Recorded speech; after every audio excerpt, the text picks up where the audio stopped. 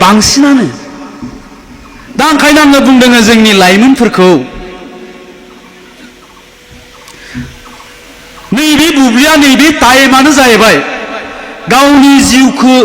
दानायनि मोनसे best time गावनि जिउनि लामाखौ दानानै सोरजिना लानायनि साबसिन समय बेनिखाय आरो साबसिन सम गैला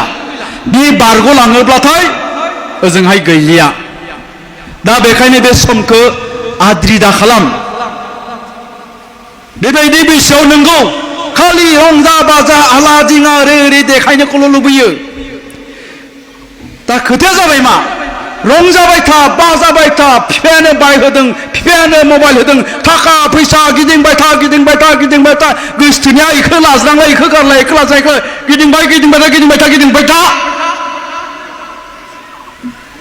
28 बोसोर जाबाय 30 बोसोर जाबाय हाबा खालामबाय नङाबा सोरजोंबा हरफा जाबाय अखानायैनिफ्रायनो सेस दा जों इखौनो नुबाय दङ नोंगोना नङा देनाय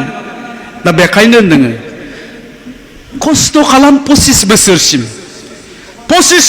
खस्थ' खालाम आरोबाव 50 बोसोर आलो गोजोनै जा गारि मटर न' बां थाखा फैसा जेनिबो आंखाल गैया 25 बोसोर रंजा बाजा मोसा थाबाय था गिदिंबाय था जाबाय था लोंबाय था 50 बोसोरा गाबबाय था ना न' दं ना गारि मटर दं ना थाखा फैसा दं नोंगोना नङा देनाय बेखौ बैसोरसो फिल खालामनो हायो जोंसो फिल खालामनो हायो नोंसोर दा जेबो फिल खालामनो हानाय नङा हमदांनो हानाय नङा नोंसोरना खालि सिगाङाव जा नुदों बैखौ मोजां नुदों आंनो बेखौ नांगौ नांगौ नांगौ नांगौ नांगौ आखल गैयाबाबो उनाव आखल फोरोंनो हागोन